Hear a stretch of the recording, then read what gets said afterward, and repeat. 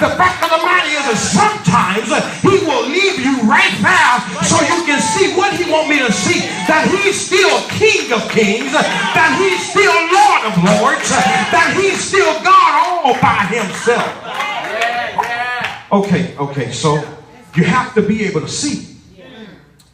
I think that's the problem with a lot of our church folk today.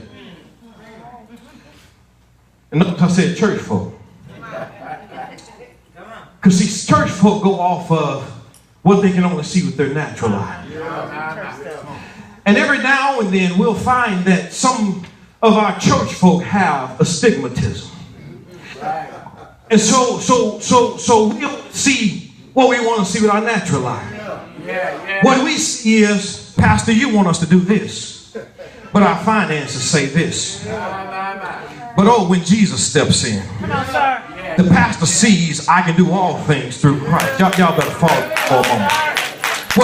What you see is, Pastor, I don't see how we're going to do this with 15 members.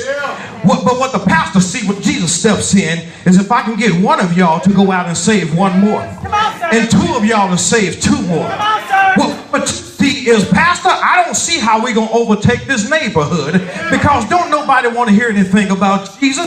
But when Jesus steps in a situation, y'all going to follow me in a minute. What the pastor sees is God is God all by himself. And as long as we follow the vision and follow the pattern, guess what? It's all in his hands. So the Bible says that Jesus showed up. Yes, sir. Yes, sir.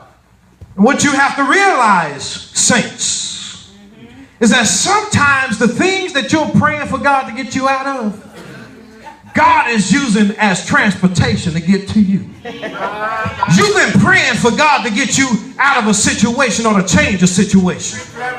But did you ever notice that maybe God is trying to use that situation to change you? The fact of the matter is, some of the stuff you praying for, it ain't gonna even happen. I know you've been listening to preachers that tell you, oh, just pray about it's gonna happen. But can I tell you, notice today that some of the stuff you've been praying for just ain't gonna happen. There are some things you've been asking God for that he just ain't gonna do. If it's not in his will, it ain't gonna happen. I don't care how much you fast. I don't care how much you sow. If God does not want it to happen, it will not happen if it's not in his will. So the question arises, why pray? Because you're not praying for the situation to change. You need to be praying for the prayer to change. In other words, God, I'm not going to keep asking you to remove the thorn, but God, can you make sure that your grace is sufficient enough that I can weather the thorn that's in my side? Do I have any witnesses in here this morning that know that sometimes